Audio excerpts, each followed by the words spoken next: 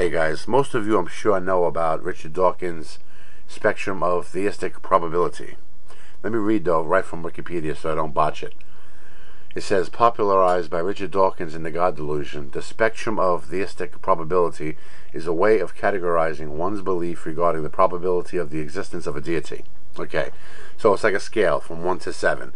1 being a really strong theist and 7 being a really strong atheist, and what's in between. But I think there's something missing off this list. And let me get to it now. Well, let's just go through the list first. 1, a strong theist. 100% belief in some kind of God. Okay. 2, a de facto theist. Very high probability, but short of 100%. Like you don't know for certain, but you're really leaning that way. Okay, 3, leaning towards theism. Higher than 50%, but not very high. You're uncertain, but you're inclined to believe in God. Now 4 on the list would be right in the middle. That's completely impartial, exactly 50%. God's existence and non-existence are exactly equiprobable. I don't know if I probably butchered that. Okay, now we're going the other way now, towards atheism. 5, leaning towards atheism, lower than 50%, but not very low.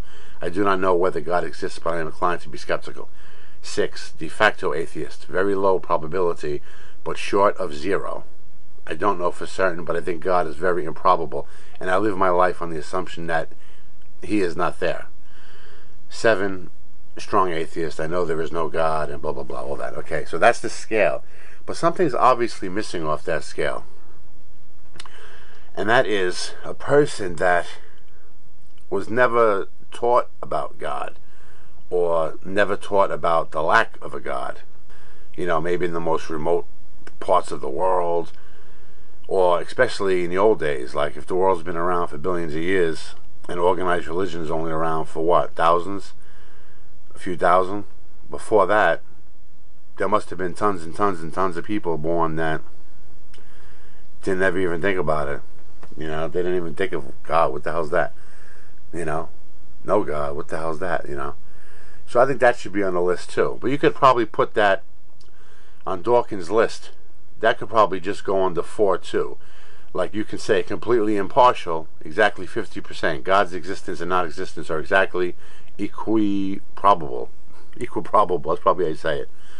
But there should also be, add to that, also those not, you know, privy to even the information. You know? But how old would you have to be privy to such information? Like we think of all the people on earth and we're like, oh, surely somebody must know. But when exactly did you know?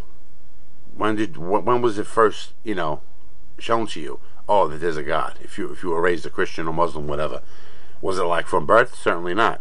And if it was, you wouldn't have any recollection of it anyway.